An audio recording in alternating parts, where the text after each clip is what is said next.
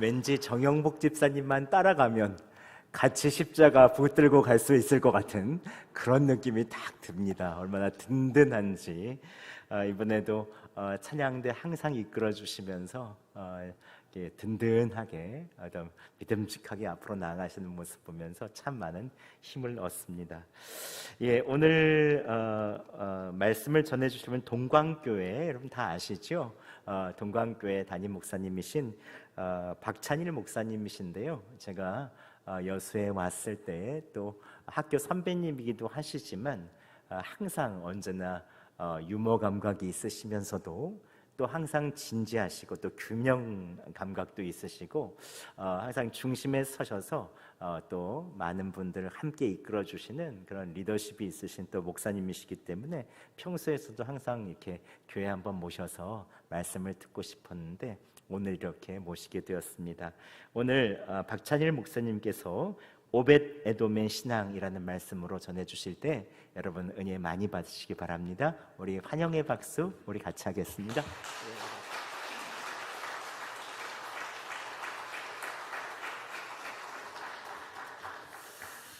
할렐루야. 반갑습니다. 우리 성동교회는 참 좋으시겠어요.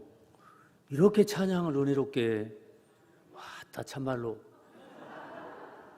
아니 저는 지금까지 제가 좋아하는 찬양이어서 나는 믿네 이 찬양을 저도 참 좋아하는데 여러 번 다른 분들이 하는 찬양을 들어봤는데 우리 집사님 찬양 잘한다는 거는 제가 알고 있었지만 이렇게 은혜롭게 감동적으로 눈물이 나려고 그러네. 정말로 참 큰 은혜 받았습니다. 감사하고 우리 찬양 인도하시는 분들이 참 누구신가? 찬양 청년이세요? 찬양을 은혜롭게 참 인도도 잘하시고 찬양이 살아있으시구만. 우리 성동교회는 이거 참 너무나 큰 은혜가 됩니다. 부족한 종을 불러주셔서 또 말씀을 전하게 해주셔서 감사하고 여수 지역에 세대교체 바람이 지금 붑니다.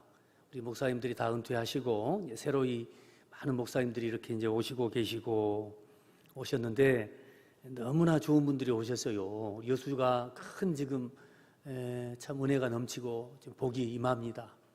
새로이 목사님들이 오시는데 너무 좋고 귀하고 하는 분들이 다 이렇게 오세요. 그래서 아마 앞으로 여수 지역에 큰 소망이 있다 그런 생각을 합니다. 저도 이제 우리 동광교회에 온 지가 한 13년째 됐는데 벌써 한참 고참이 돼가지고 다 우리 목사님 같이 후배들이 이렇게 오시는데 너무 좋은 목사님들이 오셔서 참 감사하고 또 우리 성동교회는 소문났습니다. 너무나 아주 은혜가 넘치고 잘 모르십니까? 우리 어동도까지 소문이 났습니다. 저쪽까지 소문이 나가지고 아이고 우리 성동교회가 너무 은혜가 넘치고 또 목사님 너무 목회 잘하신다고 성도들이 너무 또 목사님 좋아하시고 교회가 평안하고 너무 좋다고 소문이 나서 얼마나 저도 감사하고 기쁘고 좋은지 모릅니다. 아무튼 우리 성동교회 하나님의 놀라운 은혜가 임하셔서 크게 부흥하시는 귀한 교회 되시길 바랍니다. 오늘 제가 설교할 주제는 예배의 부흥을 위해서입니다. 예배. 이번 코로나로 해서 아주 예배가 참 어려움을 당하고 있어요. 저희 교회도 한 30% 정도가 주일 출석을 안 하세요. 성도님들이 새 가족은 물론이고 기존 우리 성도님들 중에도 한 30% 가까이가 출석을 안 하세요. 나오셔도 되거든. 이제 어떻게 하겠어요? 같이 살아야지. 그래서 이제 어떻게 할 수가 없어요. 이제는 같이 나와서 예배 드리고 또 그렇게 이제 같이 해야죠. 그런데 전화를 해도 안 오시고 또 선물을 가지고 신방을 가도 안 오시고 좋은 선물이 계란 막 이렇게 계란도 좋은 계란 유정란 초록마을이라고 있어요. 비싼 계란 막 그거 가지고 이렇게 어떻게 한번 좀 교회 오시도록 이렇게 신방도 하고 해도 안 오시고 이게 참 이제 이게 한번 안 와버릇하니까 다시 또 교회로 이렇게 발걸음을 옮기는 것이 참 쉽지 않은가 봐요. 교회의 기본 중에 기본은 예배입니다. 예배가 무너지면 안 됩니다. 공동체 예배, 공예배 모든 것은 여기에서 시작하는 거예요. 교회 출석 안 하시는 분들이 그렇게 이야기해요. 나 혼자서도 신앙생활 잘할 수 있다. 뭐 얼마든지 유튜브로 예배 드리고 뭐 그렇게 하면 된다. 그런데 그렇지 않습니다. 우리는 다 연약해요. 절대 혼자서 할 수 없습니다. 우리가 함께 더불어서 위로하고 격려하고 함께 책임감에 또 의무감에 이렇게 또 목사님이 잔소리하고 또 그 소리 듣기 싫어서도 그냥 에이 가자 하고 오고 의무적으로 억지로라도 이렇게 하면서 이렇게 조금씩 우리의 신앙이 자라는 것이지 혼자서 됩니까? 절대 안 되는 거요. 저희 그 교회도 많은 교회들이 그렇게 합니다만은 선교지의 교회도 짓고 이렇게 큰 일들을 합니다. 혼자서 할 수 있습니까? 내가 혼자서 선교지의 교회 지을 수 있어요? 할 수 없습니다. 우리가 함께 십시일반 우리가 함께 기도하고 헌금하고 함께 힘을 모으고 합해서 그렇게 해서 여러 가지 일들을 감당하는 거예요. 교회를 개척하기도 하고 선교사를 보내기도 하고 선교지에 교회를 세우기도 하고 그러는 것이지 함께 하는 것이지. 그런데 혼자서 하겠다? 천만의 말씀이요. 혼자 되는가? 안 되는 거예요. 이 중심에 예배가 있는 거예요. 그러므로 예배가 살아야 교회가 살고 우리의 신앙이 사는 것입니다. 제가 영화를 좋아해요. 영화를 좋아하는데 제 영화에 철학이 있어요. 영화는 영화관에서, 예배는 예배당에서. 이게 제 철학이요. 제 영화는 영화관에서. 저는 그 텔레비전으로 영화 안 봅니다. 영화는 돈 내고 가서 영화관에 가서 봐야 돼. 달라요. 느낌이, 감동이 달라. 그 감독을 비롯해서 연기자들이 땀 흘리고 막 어떨 때는 연기자들이 죽기도 하고 그렇게 해가지고 영화 한 편을 만들었어요. 그런데 쉽게 이렇게 저는 영화관에 경건한 자세로 갑니다. 그래서 경건하게, 그래서 항상 10분 전에 다 가서 마음을 준비를 하고 다 그렇게 해서 함께 관객들과 함께 공감하면서 웃고 함께 울고 하면서 그렇게 교감하면서 영화를 봅니다. 휴대폰 끄고 온전히 1시간, 2시간 그 영화 속에 집중을 하는 거예요.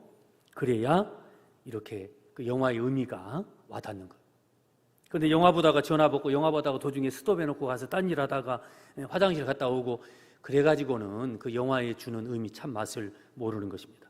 그래서 저는 영화관 갈 때요 최상의 컨디션으로 가요. 피곤하다 그러면 잠을 좀 자고 가. 돈 내고 시간 투자해서 그렇게 하는데 이렇게 허투루 할 수가 없어요. 예배는 더할 나위가 없죠. 예배는 유튜브로 예배를 봐요. 물론 과거에 얼마 전에 긴급한 상황이었을 때는 어쩔 수 없이 그렇게 했어요. 그럴 때는 예배당 문을 닫아야 하니까 그렇게 유튜브를 이용하고 했어요. 그러나 한계가 있습니다. 그 좁은 화면에 그것으로 어떻게 은혜가 돼요? 함께 더불어서 찬양하고 오늘 우리 집사님처럼 이렇게 뜨겁게 찬양하고 예배당에 가득 이렇게 찬양이 울려 퍼지고 또 우리 성도들과 함께 더불어서 뜨겁게 함께 소리쳐서 찬양하고 이렇게 해야지 예배가 되는 것이지 혼자서 그렇게 예배가 됩니까? 저도 집에서 그렇게 예배를 드려봤어요. 유튜브로. 안 되는 거예요. 안 돼. 제가 예배에 대해서 생각할 때마다 겪었던 한 일이 생각이 납니다. 제가 영화를 좋아해서 여러 영화제도 다녀요. 뭐 부산 영화제도 가고 전주 영화제도 이제 영화제를 이렇게 좀 다니고 했어요. 그런데 제가 좋아하는 영화제가 하나 있는데 충청도 제천에서 하는 여름에 제가 휴가를 이제 걸로 가기도 했었어요. 여름마다 이제 그 제천 영화제라고 있어요. 음악 영화제라고. 그 영화제가 좋은 이유는 야외에서 영화를 봅니다. 청풍 호반에 이렇게 스크린을 딱 걸어놓고 개막작, 폐막작을 그 야외에서 봐요. 호수 앞에다가 이렇게. 그러면 이제 관객들이 한 500명, 1000명 이렇게 의자를 놓고 이제 그렇게 영화를 봅니다. 그러니까 막 풀벌레 소리도 들리고 시원한 바람도 불고 해서 참 그 분위기가 좋아요. 그렇게 해서 이제 어느 해도 그 영화를 보고 있는데 한 500명 이상 영화를 보고 있는데 갑자기 소나기가 쏟아졌네. 소나기가 막 사정없이 막 영화 도중에 상영되는 도중에 막 소나기가 쏟아지는 거예요. 그러니까 사람들이 준비하는 사람들도 소나기가 올 거라고는 생각을 못 해가지고 아무런 준비가 없어요. 그러니까 다 도망가는 거예요. 영화 보다가 말고 막 차로 도망을 가고 집으로 가고 다 갔어. 몇 명이 남았냐면 한 10명 남아가지고 영화를 보는 거예요. 근데 그 중에 제가 있어요. 요즘 정신이 좀 상당히 좀 문제가 있죠. 제가 그때 뭐를 느꼈는가 하면 영화를 좋아하는지 영화를 사랑하는지 안 하는지를 알 수 있는 방법이 있는데 소나기가 한번 와봐야 된다. 그 소나기를 맞고 그 비를 철철 맞고 영화를 보고 있다면 그 사람은 영화를 사랑하는 사람이다. 저는 그때 그걸 깨달았어요. 예배를 사랑하는 사람인가 아닌가, 소나기가 한번 와봐야 돼요. 소나기가 한번 와봐야 돼요. 예배 드릴 수 없는 환경과 상황 속에서도 내가 예배하고 있느냐? 그렇다면 그 사람은 예배자입니다. 도망 안 가고. 이번에 코로나가 우리에게 묻는 거예요. 세찬 소나기가, 코로나가 이번에 와가지고 우리에게 묻는 거예요. 너 이래도 예배 드릴래? 너 이래도 도망 안 가고 예배 드릴래? 하고 묻고 있는 거예요, 우리에게. 근데 다 도망가? 다 떠나요? 다 피해서 사라져? 우리의 신앙이 진짜냐 아니냐를 알 수 있어요. 고난이 와봐야 돼요. 고난이. 시련이 와봐야 돼요. 핍박이 와봐야 돼요. 그 핍박과 고난 앞에서도 내가 여전히 신앙인으로 서 있다면 그 사람은 신앙인입니다.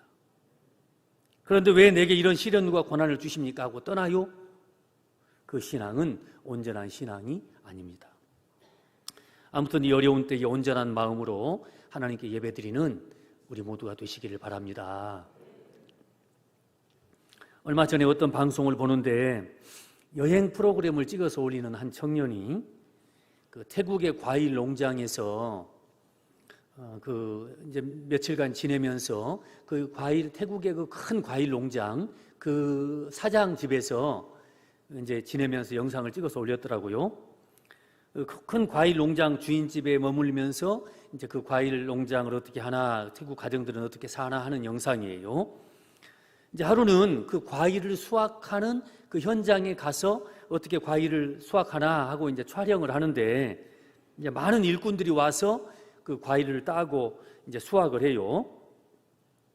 주인이 음식을 많이 만들어 가지고 그 일꾼들을 먹이려고 일꾼들을 이제 대접을 하는 거죠. 그렇게 이제 모여서 점심 시간을 갖는데 어떻게 하는가 보니까 밥을 먹기 전에 어떻게 하는가 하면 그 동네에 큰 스님 두 분을 데려다가 이렇게 상을 높은 데다가 상을 막 놓고 상을 차린 후에 그 스님을 높은 자리에다가 둘이 앉게 하더만.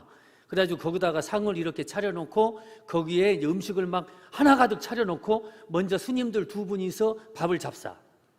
그리고 밑에 있는 사람들은 일꾼을 비롯해서 그 주인을 비롯해서 사람들은 일꾼들은 전부 다 기다리고 있어요. 그 스님들 두 분이 식사가 끝나기를 기다리고 있어.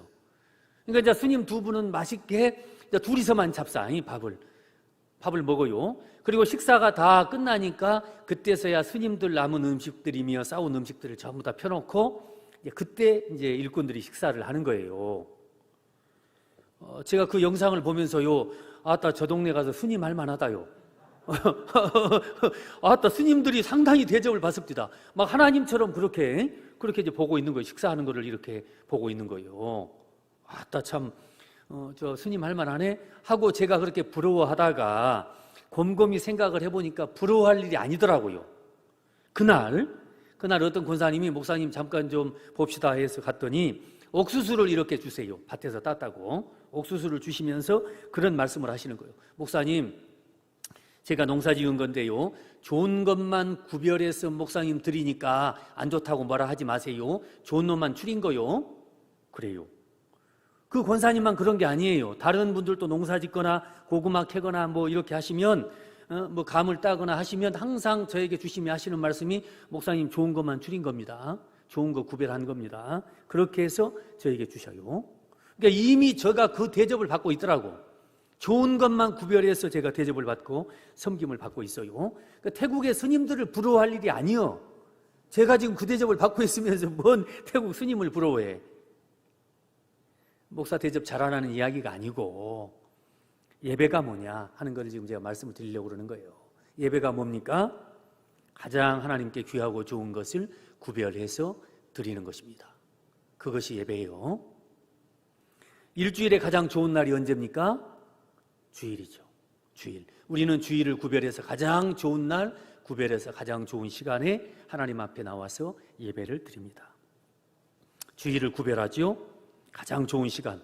그날 우리가 어떤 옷을 입고 와야 될까? 가장 좋은 옷을 입으셔야 합니다. 내가 가진 옷 중에 가장 좋은 옷, 가장 아름다운 옷, 그 옷을 입으셔야 합니다. 우리 성동교회 성도님들 다 그 옷 있잖아요. 다 프라다 한 벌씩은 다 있죠. 다 입생로랑 뭐 그런 거 있어. 오늘 입는 날이요. 오늘이 그 옷 입는 날이요. 주님께 드리는 거 헌금, 그것도 가장 좋은 거 구별해서, 가진 돈 중에 가장 깨끗하고 좋은 것 구별해서 하나님께 드리는 것입니다. 우리가 얼굴도 이렇게 단장하고 오잖아요. 화장품도 이렇게 바르고 오잖아요. 제일 좋은 거, 애껴놓은 거 있어요. 설화수. 특별한 날 되면 바르려고 다 이렇게 모셔놓은 거 있어. 평소에는 그냥 대충 이렇게 찍어 바르고, 그래 좋은 날 바르려고 애껴놨던 거, 귀한 거, 비싼 거, 그거 바르는 날이요. 주일날이 가장 아름다운 모습으로 단장하고, 외모만 그렇게 하라는 이야기가 아니고 우리의 마음 중심을 그렇게 단장해서 하나님께 구별하여 드리는 것입니다. 그것이 온 마음과 정성을 다하여 드리는 예배, 그 예배를 하나님 기뻐 받으십니다. 우리에게 일주일의 시간이 있어요. 어떤 시간이 가장 소중한 시간인가? 그걸 보면 알 수 있어요. 내가 가장 귀하게 여기고 소중하게 여기는 시간이 어떤 시간인가? 어떤 사람은 골프 치는 시간을 가장 중요하다 하겠죠. 그 시간을 가장 좋아하는 거예요. 자기가 사랑하는 거예요. 그것이 낚시하는 시간이다, 놀러 가는 시간이다, 사우나 가는 시간이다, 등산하는 시간이다. 그것이 내가 가장 사랑하는 거예요. 가장 귀하고 가장 좋다 하는 거지요. 우리는 어떤 시간이 가장 귀한 시간입니까? 예배 시간이죠. 예배 시간. 우리가 하나님을 가장 사랑하기 때문에 그 시간이 가장 소중해. 우리에게는 가장 귀하지요. 이것을 우리는 구별하는 것입니다. 돈도 우선순위가 있어요. 돈도.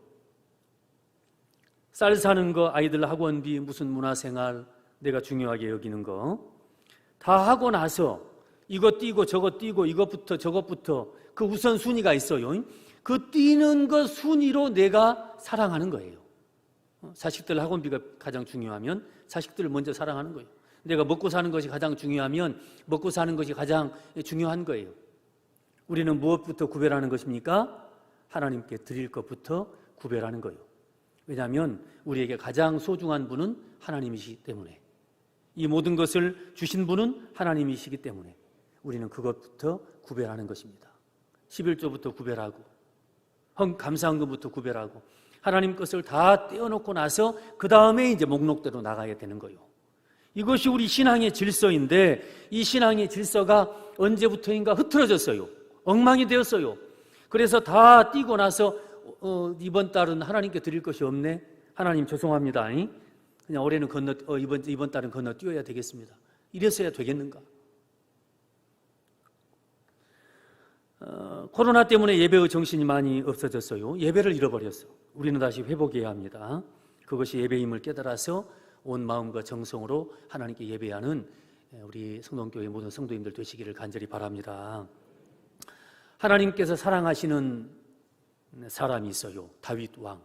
하나님께서 참 사랑하셨습니다. 왜 하나님께서 다윗을 사랑하셨는가? 왕이 되었을 때 가장 먼저 한 일이 무엇이었는가 하면 법궤를 생각했습니다. 당시 이 법궤가 방치되어 있었어요. 저 시골 촌 구석에 처박혀져 있었어요. 과거에 하나님의 임재를 상징했던, 이스라엘 백성들을 이끌었던 그 귀하고 복된 법궤가 저 산골 촌 구석에 지금 처박혀서 내박쳐져 있다 그 말이요. 이것을 마음 아파한 다윗이 군대를 이끌고 가서 그 법궤를 모셔오려고 갔습니다. 그런데 그동안에 법궤를 모시고 있었던 이 우사라고 하는 사람이 잘못된 방법으로 법궤를 모셔오는 바람에 그 법궤에 손을 대게 되었고 우사가 죽고 말지요. 이 일을 볼 때 당시 하나님의 권위가 어떠했나 하는 걸 알 수 있어요. 하나님 알기를 우습게 하는 시대, 하나님께 예배하는 것을 하찮게 여기는 시대였다 그 말이요. 세상에나 법궤를 수레에다가 짐승이 끄는 수레에다가 싣고 와, 그만큼 하나님을 천대하는, 하나님을 예배하는 예배가, 제사가 천시되고 있는 그런 시대였다 하는 걸 알 수 있지요. 이제 그래서 우사가 죽었어요. 참으로 무서울 일입니다. 이제 어떻게 합니까? 이 다윗 왕도 이 법궤를 모셔갈 수가 없어요. 이게 이제 모시러 왔는데 안 모시고 갈 수도 없고, 이걸 또 우사가 죽었으니 이걸 어디다가 이거를 이제 한마디로 말해서 이 법궤가 애물단지가 된 거예요. 아무도 이 법궤를 모시려고 하지 않죠. 한번 생각을 해보세요. 손대 가지고 죽었어. 누가 이 법궤를 모시고 가겠어요? 내가 집에다 놔뒀다가 혹여라도 잘못해 가지고 법궤 손대면 어떡해? 애들이 뛰놀다가 법궤 손대면 어떡해? 그러니까 이 두려움의 상징이 되어버린 것입니다. 아무리 왕이 이거 모시고 가라 할지라도 제가 오베데돔이라면 거절했을 것 같아요. 왕이여, 나 못하겠습니다. 잘못하다가 나 죽을 수도 있는데 내가 이걸 어떻게 모십니까? 나 안 할랍니다. 물론 이 법궤는 하나님의 능력이요 하나님의 임재를 상징하지만, 그러나 지금은 두려움입니다. 무서워요. 이 법궤 앞에서 잘못된 행동을 할 수 있겠습니까? 그런데 오벳에돔이라고 하는 사람이 이 모시기 어려운 법궤를 순순히 자기 집으로 모시고 갔습니다. 그렇게 3개월 동안을 잘 모셨지요. 그렇게 했더니 어떻게 됩니까? 오벳에돔과 그의 온 집에 복을 주시니라. 오벳에돔이 어떤 복을 받았을까? 우리가 읽은 사무엘하 6장 말씀에서는 그의 온 집이 복을 받았다 말씀하고 있는데, 오늘과 같은 내용의 말씀이 역대상 13장에도 기록되어 있습니다. 역대상 13장 14절, 하나님의 궤가 오벳에돔의 집에서 그의 가족과 함께 석 달을 있으니라. 여호와께서 오벳에돔의 집과 그의 모든 소유에 복을 내리셨더라. 그러니까 그의 온 집이 복을 받았다고 사무엘상에서는 말씀하는데, 역대상 말씀에는 그의 집과 소유에 복을 내리셨다고 말씀합니다. 하나님께서 그가 가지고 있는 소유, 재산일지 땅일지는 모르겠습니다만 그의 기업에 복을 주신 거예요. 그렇다면 그 복이 전부일까? 그의 재산이 늘어나고 소유가 풍성해진 것이 전부일까? 오벳에돔이 받은 더 귀한 복이 있습니다. 바로 자녀들입니다. 자녀들이 복을 받아요. 역대상 26장 4절에서 8절, 오벳에돔의 후손들에 대한 이야기가 나옵니다. 오벳에돔의 아들들은 맏아들 스마야와 둘째 여호사밧과 셋째 요아와 넷째 사갈과 다섯째 느다넬과 여섯째 암미엘과 일곱째 이사갈과 여덟째 블로데니. 이는 하나님이 오벳에돔에게 복을 주셨습니다. 그의 아들 스마야도 두 아들을 낳았으니 그들의 조상의 가문을 다스리는 자요 큰 용사라. 스마야의 아들들은 오드니와 르바일과 오벳과 엘사밧의 형제 엘리우와 스마기아는 능력이 있는 자니 이는 다 오벳에돔의 자손이라. 그들과 그의 아들들과 그의 형제들은 다 능력이 있어 그 직무를 잘하는 자니 오벳에돔에서 난 자가 62명이며. 후손들이 어떻다고 이야기가 됩니까? 오벳에돔에게 복을 주셨더니 그의 자손 중에 큰 용사가 나오고 능력 있는 자가 나오고 능력이 있어 직무를 잘 감당하는, 이런 후손들이 이런 복을 받은 거예요. 오벳에돔이 자녀의 복을 받았습니다. 너무나 참 잘되고 나라를 위해서 귀하게 쓰임을 받는 큰 복을 받았어요. 이 복이 전부일까? 소유의 복을 받았고 자녀의 복을 받은 것이 다일까?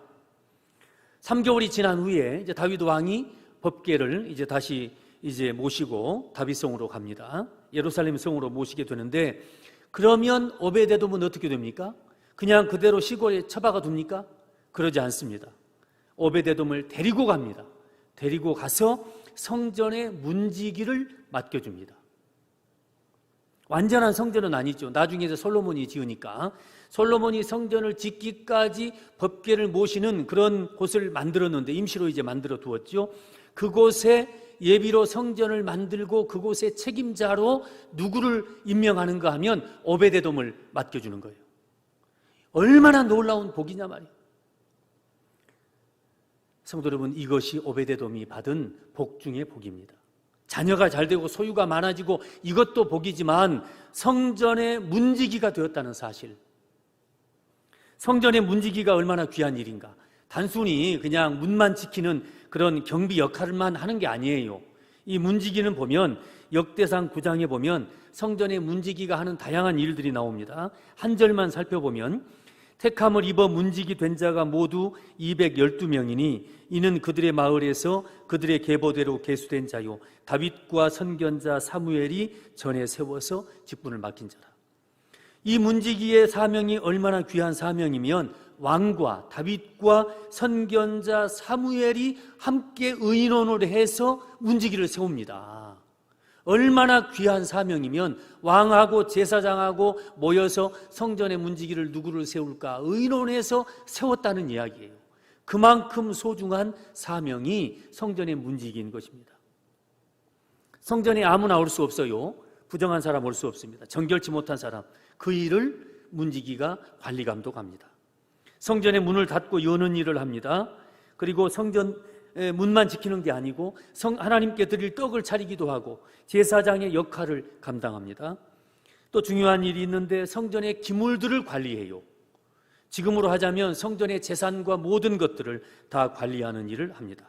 이 얼마나 귀하고 복된 일인가 하는 것입니다. 성전의 성물과 재산을 아무에게나 맡깁니까? 정말로 믿을 만한 사람에게 맡기지 않겠습니까? 우리 목사님을 아무나 이렇게 뽑아서 세웁니까? 우리 김현우 목사님 그냥 대충 이렇게 해서 세우셨습니까? 얼마나 기도하고 준비하고 그렇게 해서 목사님을 세우셨습니까? 얼마나 기도하고 우리 성도님들이 얼마나 참 애가 타서 그렇게 하나님께 기도해서 이 세우신 겁니까? 목사님이 성전의 문지기지. 이 귀한 일을 오베데돔에게 맡긴 거예요. 그래서 오베데돔은 자신이 그동안 했던 모든 일을 정리하고 성전에 가서 온전히 성전을 위하여 헌신하게 되었던 것입니다. 3개월 동안 법궤를 모셨어요. 그런데 3개월만 모신 게 아니라 그의 평생 법궤를 모시는, 하나님을 모시는 이 영광스러운 사명을 감당하게 되었던 것입니다. 오베데돔의 때만이 성전의 문지기 역할을 한 게 아니에요. 많은 후손들이 성전의 문지기 역할을 했는데 그 문지기의 대표, 그러니까 성전의 문지기가 여러 명 있는데 그 문지기의 대표가 한 역사상 한 40명 정도 된다고 그래요. 이스라엘 역사상. 그런데 그 중에 24명의 대표가 오베데돔의 후손입니다. 오베데돔의 자손들이 대대로 이 성전 문지기의 역할을 대표, 그 문지기 중에서도 대표 문지기 역할을 감당하게 됩니다. 시간이 지나도록 절반 이상이 이 오베데돔의 그 후손들이 이 역할을 감당한 것입니다. 이스라엘에 레위 지파가 있고 수많은 제사장 가문이 있지만 가장 영광스러운 가문으로 택함을 받은 사람이 누구냐? 오베데돔이에요. 그런데 성도 여러분, 사실 오베데돔이 이렇게 복을 받을 만한 이런 능력 있는 사람인가? 이런 자격이 있는 사람인가를 우리가 살펴봐야 돼요. 오벳에돔이 누구의 자손인가 하면 고라의 자손입니다. 이 고라가 누군가 하면 과거 모세가 이스라엘 백성들을 이끌고 나올 때 반역을 했던 사람 대장이 이 고라예요. 그러니까 반역자 중에 반역자가 고라예요. 그의 후손입니다. 그러니까 모세에 대항했던 그 사람들을 충동질해서 다시 애굽으로 돌아가자고 했던 그 사람의 후손이에요. 그러니까 조상이 떳떳지 못해 반역자 가문 출신이에요. 그리고 오벳에돔이라고 하는 이 이름이 별로 마음에 안 들어. 오벳에돔의 뜻이 무엇인가 하면 에돔의 종이다, 그런 뜻입니다. 오벳에돔이. 그럼 에돔이 누구냐? 에서의 후손인데 이 에돔 족속은 이방 족속입니다.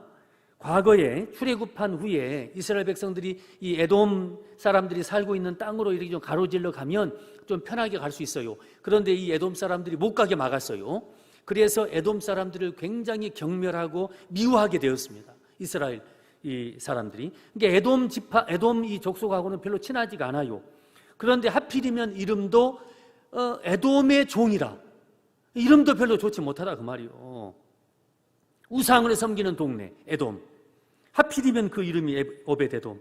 이런 것을 볼 때에 이 오벳에돔은 성전의 문지기가 될 만한 그런 인간적인 자격을 가지고 있는 사람이 아니라 그 말이죠. 성전의 문지기가 될 그런 그 출신이 아닙니다. 그럼에도 불구하고 왜 그가 그리고 그의 후손들이 복된 인생이 될 수 있었는가? 바로 법궤를 모셨기 때문입니다. 아무도 모시지 않으려고 하는 법궤, 아무도 돌보려고 하지 않았던 법궤, 잘못하면 죽을 수도 있는 그 두렵고 떨리는 법궤를 정성껏 모셨기 때문에 하나님께서 그의 가정에 그리고 그의 일생에 이러한 은혜와 복을 주셨던 것입니다.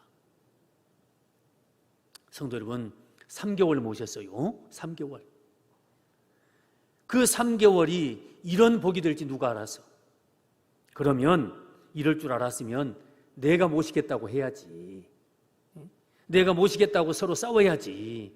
저 귀한 법궤를 말이요, 하나님의 능력을 상징하고 하나님의 임재를 상징하는 저 법궤를 내가 모셔야 되겠다, 내 가정에 모셔야 되겠다.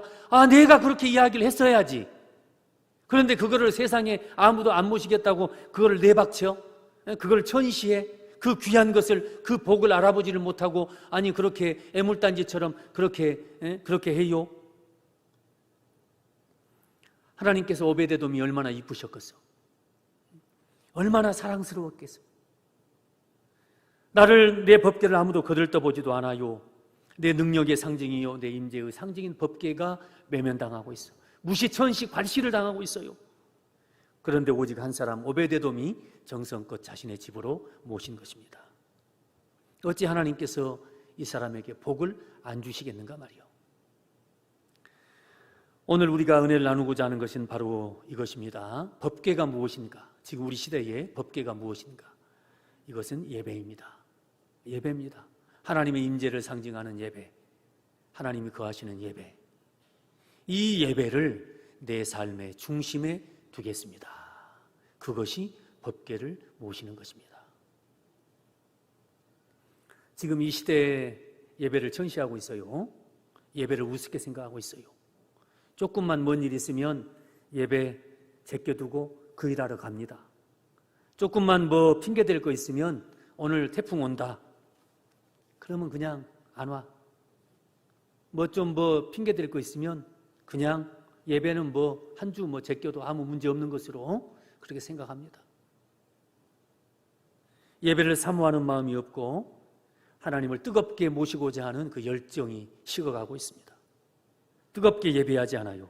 예배 시간에 눈물이 있고 예배 시간에 은혜가 있고 감동이 있고 그렇습니까? 온 마음을 다해서 하나님을 찬양하고 그렇게 예배합니까? 토요일부터 내 마음이 설렙니까? 내일 예배 드릴 거 생각하면 내일 주에 전에서 함께 예배하고 함께 그 예배할 걸 생각하면 마음이 설레이고 마음이 기쁨이 되고 막 감격이 됩니까? 막 주일이 그렇게 막 뜨겁게 사모하고 주일을 기다려집니까? 하나님 만나는 그 시간이 너무나 기쁘고 감사해서 예배당 오는 발걸음이 가볍습니까? 막 찬송하면서 옵니까? 내 모든 것을 다 바꾸어도 좋을 정도로 그렇게 온 마음으로 우리가 그렇게 예배하고 있는가? 예배 한 시간 드리고 나면은 내 아픔, 내 눈물, 내 속에 쌓여있던 모든 것이 다 눈 녹듯이 사라지고 그런 어떤 은혜가 되는 그런 영적인 체험이 우리에게 있는가? 예전에는 안 그랬던 것 같아요. 예전에는 온 마음으로 뜨겁게 예배했어요. 예배가 1시간이든 2시간이든 시간에 제약받지 않았어요. 뜨겁게 찬양하고 뜨겁게 아멘하고 막 1시간, 2시간, 3시간 막 그렇게 예배하고 온 마음으로 정성껏 예배 드렸어요. 그런데 점점 시간이 지나면서 그런 열정이 사라지고 제가 선교지에 가면 그런 열정을 느낍니다. 제가 선교지에 이렇게 가서 보면 아직 그 동네에는 그런 열정들이 있어요. 얼마나 지금의 한국 교회를 보시면서 우리들의 모습을 보시며 하나님께서 마음 아파하시겠나. 하나님을 내 가정의 내 삶의 중심에 모시는 우리 모두가 될 수 있기를 바랍니다. 하나님을 위하여 내 모든 것을 드릴 수 있는 그런 뜨거운 마음과 열정을 가지고 하나님 앞에 나올 때 하나님께서 우리에게 은혜를 주실 줄로 믿습니다. 카타빌라 니말이라고 하는 사람이 있어요. 스리랑카에서 우리나라에 돈을 벌러 왔는데 2011년도에 왔는데 체류 기간이 만료가 돼가지고 이제 불법 체류자로 일을 하고 있었습니다. 출국을 해야 되는데 그 자신의 고국 스리랑카에 그 아버지 치료비를 벌기 위해서 경상북도 군이라고 하는 곳의 한 과수원에서 일을 하고 있었습니다. 그런데 어느 날 그 과수원에 이제 불이 났어요. 그 주택에 불이 났어요. 그래서 과수원에 일을 하다가 그 불난 것을 보고 막 달려갔는데 90살 된 할머니가 그 집안에 갇혀 있는 걸 보았습니다. 아무도 들어가지 않는 거예요. 사람들이 아이고야 막 발만 동동 구르고 있고 가서 이렇게 구해오려고 하질 않아. 그런데 이 니마리가 들어가가지고 그 할머니를 그 막 불구덩이 속에서 할머니를 얻고 나왔습니다. 그렇게 우리나라 국민의 생명을 구했다. 그 공로를 인정해서 우리나라에서 그 불법 체류자 신분에서 건져주고 우리나라에서 영구히 살 수 있는 영주권을 주었습니다. 우리나라 영주권 받기가 쉽지가 않습니다. 세계에서 영주권 받기가 제일 가장 어려운 나라 중에 한 나라가 우리나라예요. 우리나라가 굉장히 까다로워요. 시민권 받는 거는 뭐 하늘의 별 따기고 외국인들에게 이걸 잘 안 줍니다. 그런데 그 영주권을 줬어요. 목숨을 걸고 우리 국민의 생명을 건져내었다. 자기 목숨을 아끼지 않았다는 것으로 인해서 가장 귀한 선물을 준 것입니다. 이것이 저는 예배라고 생각해요. 어떤 위험이 있고 어떤 고난이 있고 어떤 어려움이 있다 할지라도 그러나 생명을 아끼지 않고 하나님께 예배하는 일을 중히 여긴다 한다면 하나님께서 어찌 우리에게 선물을 주시지 않겠는가. 저희 교회 청년 하나가 엊그제 이제 서울에 경찰이 돼서 서울로 근무를 하러 간 지가 이제 1년도 안 됐습니다. 막 경찰 학교를 졸업하고 이제 서울로 간다고 그래서 기도를 받고 갔는데 가면서 제가 그랬어요. 너 경찰이 되면 생명을 살리는 경찰이 되라. 제가 그렇게 이제 이야기를 했어요. 그런데 이번에 우리나라 그 경찰청장상을 받았다는 소식이 들었어요. 어떻게 상을 받았냐 그랬더니 이번에 그 비가 많이 왔을 때 그 반지하에 있는 분이 희생되기도 했지만은 이 친구가 노량진 그 파출소에 있었는데 그 가보니까 그 반지하에 목이 물까지 들어차서 나오지 못하고 있는 사람 4사람을 구했어요. 목숨을 걸고 들어가서 건져낸 거요. 그래서 그 친구가 이제 그 경찰청장 상을 받았다. 사람 생명을 살리는 경찰이 되라 했더니 그 사명에 순종해가지고 큰 상을 받았다 하는 것입니다. 사명을 감당하니까 온전히 사명을 감당하니까 이 상을 받지 않습니까? 우리의 사명을 온전히 감당하면 하나님께서 크신 상급을 주시리라 그렇게 믿습니다. 예배하는 일에 목숨을 거는 우리 모두가 되시기를 바랍니다. 예배하는 일에 생명을 걸고 한번 예배를 드려봅시다. 엊그제 어떤 목사님 교회에 갔더니 손자가 있어요. 인자 돌 막 지나가지고 아장아장 걸어다녀요. 목사님이 내 손주 자랑 좀 해야 되겠네 하더니 그 아이를 탁 안고는 찬양을 불러. 그랬더니 애기가 손을 들어. 나도 그런 애기 처음 봤네요. 이 애기가 얼마나 웃긴지 찬양만 하면 손을 들어. 그래서 에이 목사님 딴 찬양 한번 해보시오. 그랬더니 찬양만 나오면 손을 들어. 막 애기 그렇게 가르치려고도 많이 안 했다는 거요. 그래도 하나님께서 이 아이에게 특별한 은사를 주셨다고 하면서 막 좋아가지고 어쩔 줄 모르는 거요. 그것은 자랑할 만하요. 그것은 자랑할 만해. 그리고 또 이 얘기가 신기한 것이 이렇게 길을 가다가 교회 십자가만 보면 손을 든다는 거예요. 참 놀라운 일 아닙니까? 이 얘기가 나중에 뭐가 되려고 그 얘기도 나중에 좀 참으로 신기해요. 길을 가다가 저기 십자가 있다 그러면 손을 든다는 거예요. 제가 그 이야기를 듣고요. 그 얘기를 보면서 참 회개를 많이 했습니다. 나는 1살짜리만도 못하다. 1살짜리만도 못해. 찬양이 흘러나온다고 손을 드나? 십자가를 봐도 손을 듭니까? 1살짜리가 그렇게 하고 있는데. 저희 교회 집사님 그 어머니가 집사님 94세 된 그 딸이 장모님을 모시고 있어요. 그러니까 사위가 장모님을 딸하고 이렇게 이제 장모님을 모시고 있어요. 이 장모님이 치매에 걸려가지고 사위도 못 알아봐요. 딸도 못 알아봐. 아무도 못 알아봐요.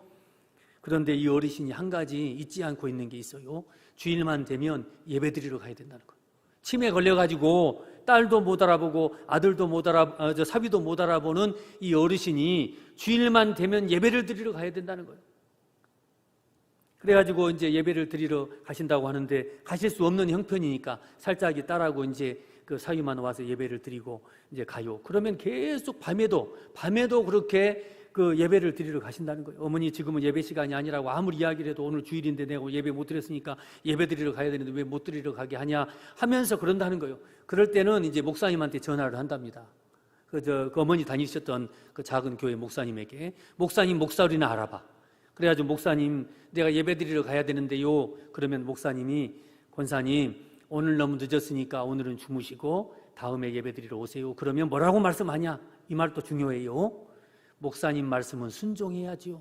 그리고는 전화 끊고 들어가서 주무신다는 거예요. 2가지를 잊지 않고 있어. 목사님 말씀에는 순종해야 된다는 거. 그리고 또 하나 주일날은 예배를 드려야 한다는 거. 치매가 와도 잊지 않는 이것을 보면서 그 권사님의 신앙을 저는 알게 되었습니다. 성도 여러분, 우리가 잊지 말아야 할 것이 있어요. 그것은 예배를 드려야 한다는 사실. 예배는 우리의 생명이라고 하는 사실. 예배가 죽으면 내가 죽는다 하는 그러한 정신, 그 사명, 이 사명 가지고 온전히 하나님께 예배하는 우리 성동교회 모든 성도님들 다 되시기를 간절히 축원합니다. 하나님께서 찾으시는 한 사람 예배자, 그 예배자가 되기를 원합니다. 그 어떤 상황과 환경 속에서도, 어떤 어려움 속에서도 예배를 잊지 않는, 끝까지 하나님 앞에 서는 예배자로 살게 하여 주옵소서. 감사드리며 예수님의 이름으로 기도하옵나이다. 아멘.